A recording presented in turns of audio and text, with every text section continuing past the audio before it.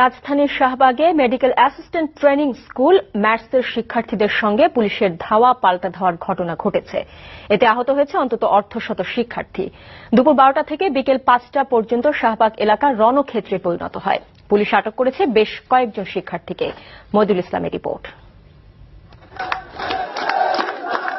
Medical assistant training school mats শিক্ষার্থীদের উচ্চশিক্ষা গ্রহণের সুযোগ এবং ইন্টার্নশিপে ভাতা প্রদান সহ 4 দফা দাবিতে কেন্দ্রীয় শহীদ মিনার থেকে প্রধানমন্ত্রীর কার্যালয়ের অভিমুখে বেলা 12টার দিকে যাত্রা শুরু করেন শিক্ষার্থীরা।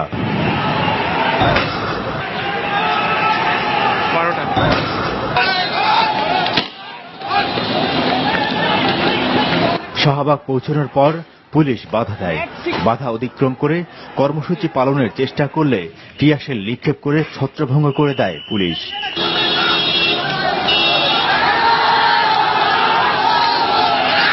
প্রত্যেকটা ওয়ার্ডে ওইখানে ইন্টারমিডিয়েট পাস করা লোক দিয়ে পরিচালনা করা হচ্ছে, অথচ আমাদের হাজার হাজার ডিপ্লোমা চিকিৎসক বেকার রয়েছে। ম্যাথস শিক্ষার্থীদের জন্য উচ্চশিক্ষা। দ্বিতীয় দাবি medical education board of Bangladesh নামে স্বতন্ত্র একটি বোর্ড। তৃতীয় দাবি আমাদেরকে বিভিন্ন কমিউনিটি ক্লিনিক সহ বিভিন্ন অধিদপ্তর পরিদপ্তরে আমাদের প্রায় 10,000+ বেকার রয়েছেন, তাদেরকে পদায়ন করা। এবং চতুর্থ দাবি হলো ইন্টার্নিতে ভাতা প্রদান করা। এরপর দফায় দফায় চলতে থাকে ধাওয়া পাল্টা ধাওয়া ও ভাঙচুরের ঘটনা।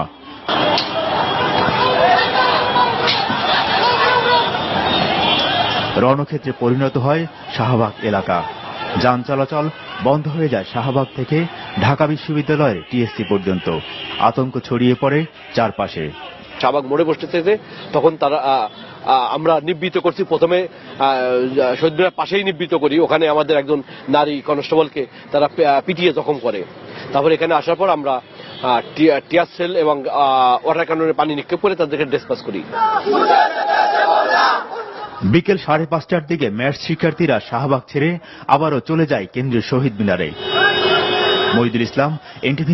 ট্রেনিং স্কুলের শিক্ষার্থীদের সাথে পুলিশের ব্যাপক সংঘর্ষ হয়েছে। ধাওয়া পাল্টা ধাওয়ায় রণক্ষেত্রে পরিণত হয় গোটা এলাকা। উচ্চশিক্ষার সুযোগ সৃষ্টি সহ 4 দফা দাবিতে রাস্তা অবরোধ করে বিক্ষোভ করতে চাইলে পুলিশের সাথে তাদের এই সংঘর্ষ বাধে। রিপোর্ট করছেন আদ্দিন সজীব। উচ্চশিক্ষার সুযোগ সহ 4 দফা দাবিতে বৃহস্পতিবার শাহবাগে অবস্থান নেয় মেডিকেল অ্যাসিস্ট্যান্ট ট্রেনিং স্কুলের শিক্ষার্থীরা। এক পর্যায়ে তারা মিছিল নিয়ে প্রধানমন্ত্রী কার্যালয়ে যাওয়ার চেষ্টা করে। সেখানে ব্যারিকেড দিয়ে তাদের বাধা দেয় পুলিশ। ব্যারিকেড ভেঙে তারা সামনে এগোতে চাইলে শুরু হয় দুপক্ষের সংঘর্ষ। এ সময় শিক্ষার্থীদের ছত্রভঙ্গ করতে টিয়ারশেল ও জলকামান ব্যবহার করে আইনশৃঙ্খলা বাহিনী। মুহূর্তেই রণক্ষেত্রে পরিণত হয় পুরো এলাকা।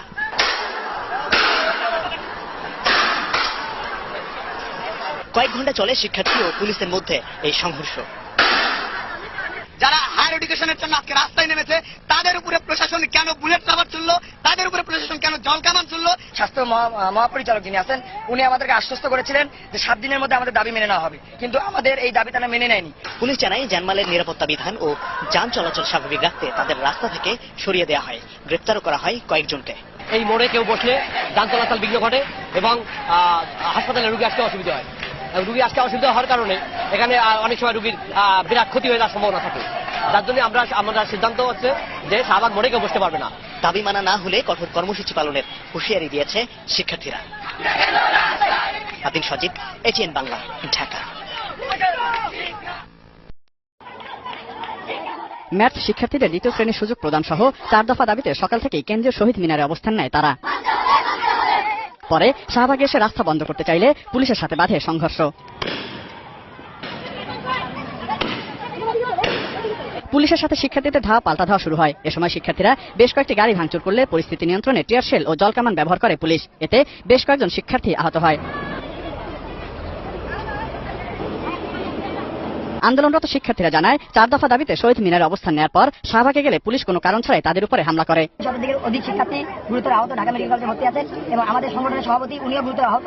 ঢাকা মহানগরের সাংগঠনিক সম্পাদক উনি গুরুতর আহত আছেন হাসপাতালে এবং সেই সঙ্গে আমাদের 100 উপরে শিক্ষার্থীকে পুলিশ গ্রেফতার করেছে।